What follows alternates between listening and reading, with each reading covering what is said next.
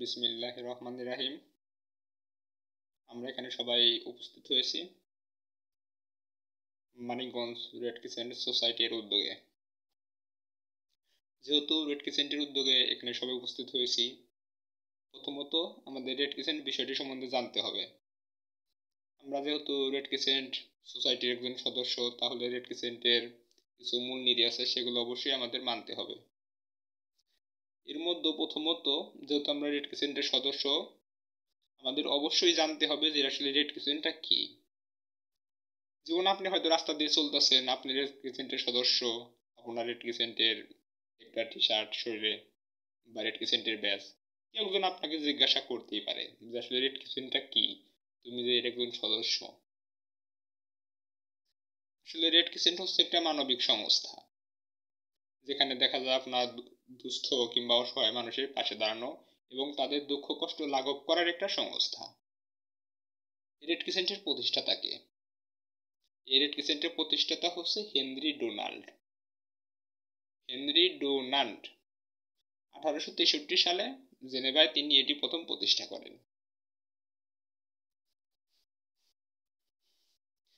এখন আমাদের অবশ্যই রেড ক্রিসেন্ট সম্বন্ধে জানতে হবে। রেড ক্রিসেন্টের 7টা মূলনীতি আছে। 7টা মূলনীতি অবশ্যই আমাদের যে কোনো ক্ষেত্রে এটা ব্যবহার করতে হবে।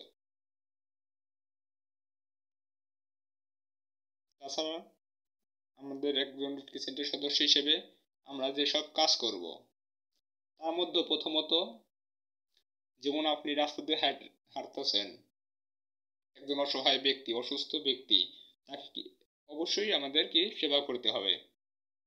একজন সাধারণ মানুষ হিসেবে আপনি তাকে সেবা করতে পারেন বা যে কেউ সেবা করতে পারে, কিন্তু আপনি তাকে কিভাবে সেবা করবেন, ঠিক এই বিষয়টি আপনাকে রেড ক্রিসেন্ট শিখিয়ে দেবে। একজন অসহায় ব্যক্তি কিভাবে সেবা করা যায়। যেমন হয়তো একটা ব্যক্তি পানিতে পড়ে গেছে, সেখানে অনেকজন মানুষ আছে, কিন্তু তাকে কিভাবে উদ্ধার কাজ করতে হবে, কিংবা তাকে পানি থেকে তোলা হয়েছে, তারপর তাকে কিভাবে সুস্থ করা যায়, এই বিষয়গুলো আগে আমাদের জানতে হবে। আর এই বিষয়গুলো অবশ্যই রেড ক্রিসেন্ট সোসাইটি থেকে আপনি শিখতে পারবেন।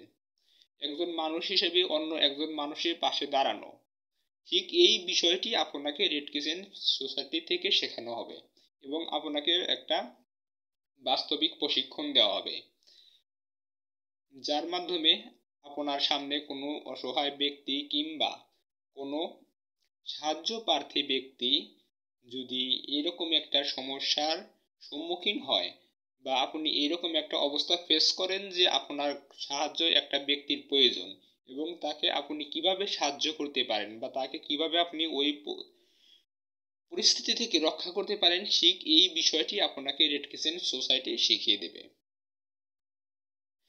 বাংলাদেশ রেড ক্রিসেন্ট সোসাইটি এর মানিকগঞ্জ শাখা।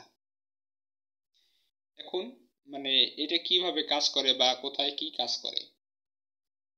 Red crescent, Bangladesh Red Crescent society মূলত কাজ করে থাকে বন্যা কিংবা ঘূর্ণিঝড়, জলোচ্ছ্বাস ইত্যাদি প্রাকৃতিক দুর্যোগ।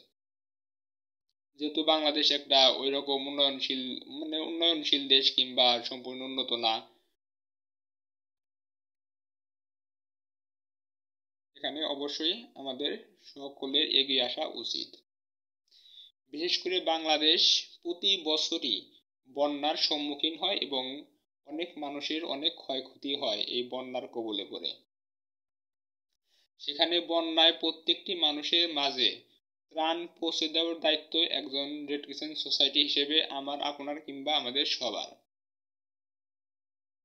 আমাদের এই দায়িত্বগুলো অবশ্যই যথাযথভাবে মানতে হবে। অর্থাৎ যথাযথভাবে আমাদের যে রেড ক্রিসেন্ট সোসাইটির 7টি মূলনীতি আছে, সেই মূলনীতির মাধ্যমে এই দায়িত্বগুলো পালন করতে হবে।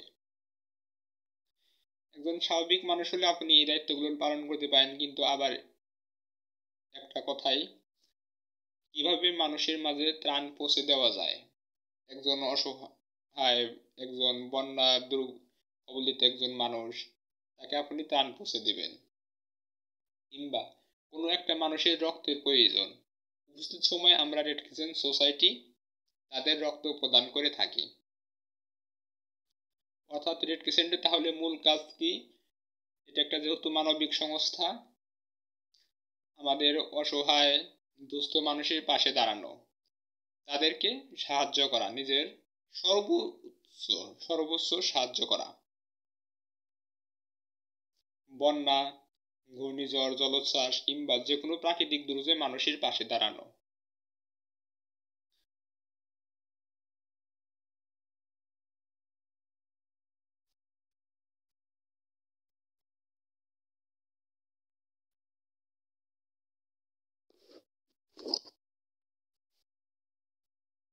অর্থাৎ যে কোনো প্রাকৃতিক দুর্যোগে ক্ষতিগ্রস্ত মানুষ কিংবা একটা বিপদের সম্মুখীন মানুষ সকলের পাশে দাঁড়ানোর দায় হচ্ছে রেড ক্রিসেন্টের মূল কাজ।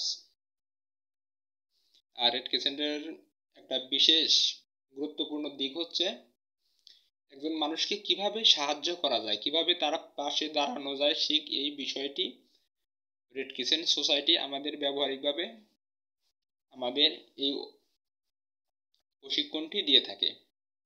শুধু তাই নয়, বাংলাদেশে অনেক জাতীয় দিবস আছে কিংবা বাংলাদেশে অনেক স্মরণীয় দিন আছে।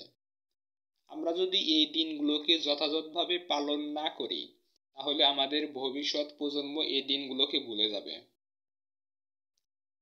অনেকের রক্তের বিনিময়ে অর্জিত এই বাংলাদেশ কিংবা অনেকের স্মৃতি রয়ে গেছে, তাদের অবশ্যই আমাদের সম্মান করতে হবে। রেড ক্রিসেন্ট সোসাইটি প্রত্যেকটা দিবসে তাদের শ্রদ্ধা জ্ঞাপন করে থাকে। বাংলাদেশ রেড ক্রিসেন্ট সোসাইটি 16ই ডিসেম্বর আমাদের বিজয় দিবস কিংবা 26শে মার্চ স্বাধীনতা দিবস